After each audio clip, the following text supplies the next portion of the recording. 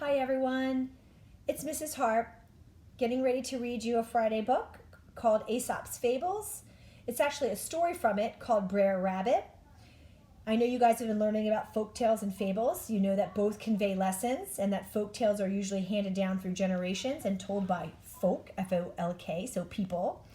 And the difference is fables also generate lessons and convey them by using animals as the main characters. So this is a book that was given to Rawdon from his grandparents when they were in Louisiana traveling. It's very beautifully illustrated, so I thought you guys would like it. You're not going to see my face. I'm going to show you the book and the illustrations and read you a short fable from Aesop's Fables and this particular book called The Classic Tale of Brer Rabbit.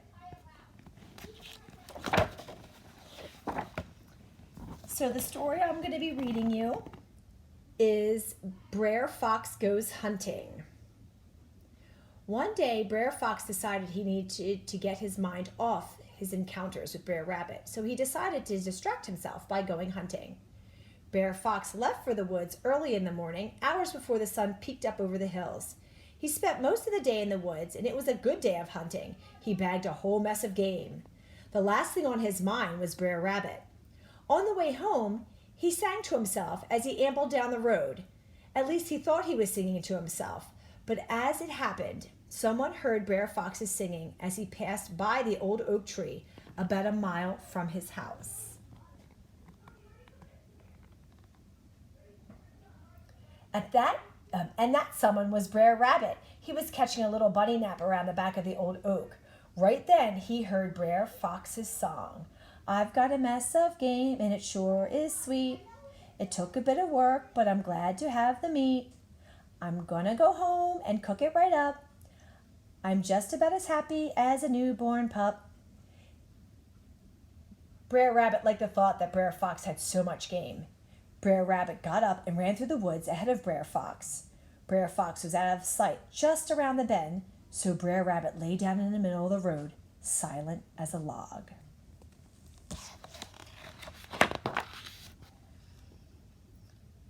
Brer Fox rounded the bend and stopped his singing immediately. There in the middle of the road was the fattest rabbit he'd ever seen. My goodness, if that isn't the fattest rabbit I've ever seen. Why, that rabbit would feed me for 2 or 3 months. Brer Rabbit didn't really appreciate being called fat, but he kept still. Brer Fox looked at the bag of game in his other hand. Still, I've got plenty of game already, Brer Fox told himself. I guess I'll go home first and come back for the rabbit later. He started humming and left the rabbit behind. Brer Rabbit was not about to give up, so he ran through the woods again, up ahead of Brer Fox, and lay back down on the road. Brer Fox nearly dropped his bag when he rounded the bend. There was another dead rabbit, and this one looked even fatter than the first.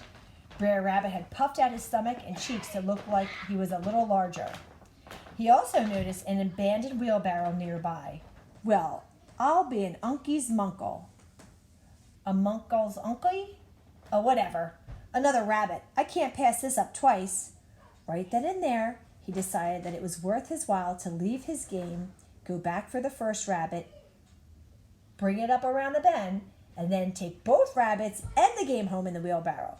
So he dropped his game, and singing to himself, he went back after the first rabbit.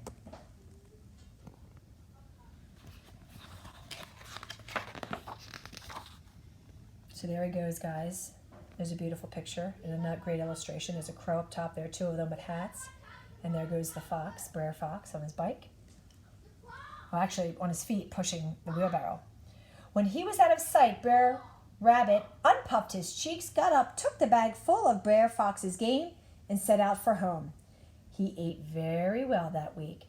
Several days later, he met Brer Fox on the road. I heard you went hunting the other day, Brer Rabbit chuckled to Brer Fox. What did you catch?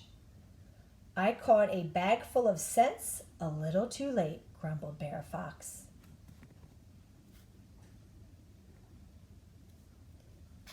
The end. So, lesson learned, right? Brer Fox learned that he should be happy with what he had, right? Not be greedy and stingy, right? So, that is from The Classic Tale of Brer Rabbit, one of the fables. probably in the collection of Aesop's Fables. If you guys like it, I hope you do. Great pictures, like I said. There's another cool picture in the inside.